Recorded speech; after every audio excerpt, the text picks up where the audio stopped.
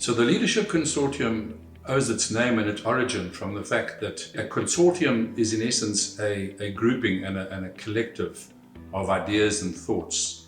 And it's embedded in the fact that leadership per se is not normally in the hands of one person. It should be a collective, it should involve different perspectives, it should involve a broad spectrum of what is possible from the leadership perspective.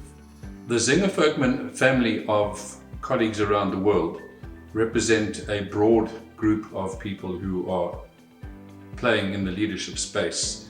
And our Australian colleagues, Terry Reynolds and Glenn Price, have done a magnificent job in putting together a set of podcasts that address the questions and the recipes within the Zenger-Folkman methodology. These podcasts represent step-by-step, short, bite-sized, normally about 3 to 4 minutes, ideas, concepts, and tips and tricks as to how we can build our extraordinary leadership. So our invitation is to enjoy these podcasts, squeeze as much value as you can out of them, and make it part of building your leadership stepway to extraordinary. Podcast 19 addresses possibly the third fatal flaw, being open to new ideas.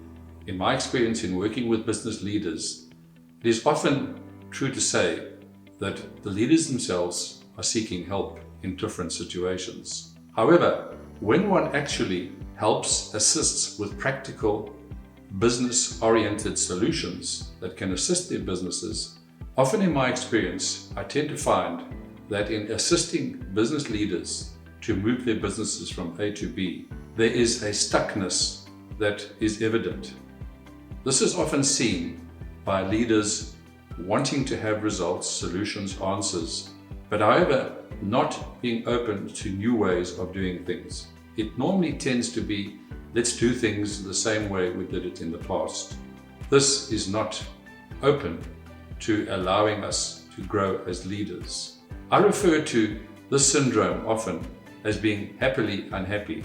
We know from our experience that there are two demons in this space of being open to new ideas. These demons typically are arrogance, number one, and complacency, number two. Something as South African leaders that we really need to focus on in terms of unlocking our potential and not suffering a fatal flaw syndrome. Welcome to the Leadership Digital podcast series with Glenn Price and Terry Reynolds. Leaders are often beset by two demons, arrogance and complacency. Arrogant leaders believe their ideas are superior to everyone else's. Complacent leaders are simply unwilling to listen to others' ideas and experiment with them. They are content with the status quo. Perhaps these leaders feel threatened by good ideas coming from others. Maybe they lack energy to make difference and change. Maybe they grew up with the mistaken notion that those with the formal title of manager should have the answers to all the problems. This lack of openness to new or different ideas is the third fatal flaw. It can be a major turn-off to subordinates. Insisting on doing things the same old way can have two major negative consequences. One, impact on subordinates. People feel ignored, their ideas unappreciated, and their contribution undervalued. Under such leaders, morale degenerates and turnover escalates. And two, impact on the organisation. Good ideas and solutions fail to get implemented because good ideas are squelched. People stop thinking about better ways of doing things, and the organisation itself stagnates. Many consulting firms have developed a successful practice by interviewing employees and seeking their opinions and recommendations about the serious issues the organisation faces. The consulting firm then presents these ideas to upper management, along with a hefty bill, of course. The fact is, the employees would be willing to tell the executives exactly the same thing had the executives actually asked. Many employees have told us that they and their co-workers have usually tried to pass on these messages, but no one would listen. The great ideas are there if leaders will seek them. One senior executive shared his technique for dealing with people who come to him with new ideas. He said, "I don't ever discourage a new idea. Ideas are tender and need to be nourished. So I ask a lot of questions and give the person encouragement to pursue it, unless I'm positive it won't work. If I have the slightest belief it could succeed, I'm enthusiastic about it all.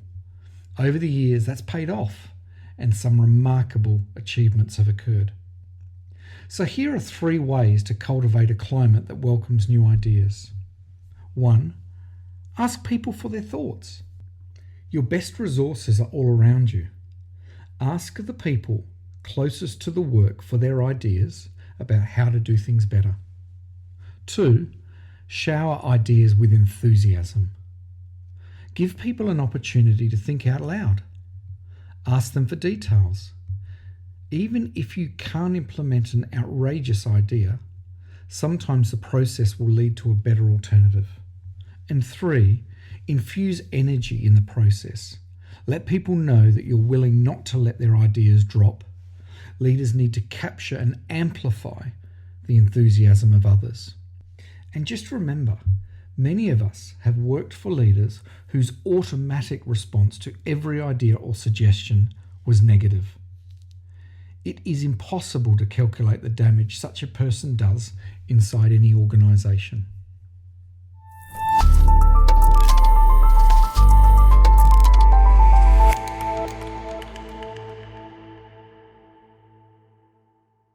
It's a pleasure to be able to share these thoughts and ideas with you, and hopefully be part of allowing you to adopt a journey where extraordinary leadership is an opportunity and a growth area for you and your teams.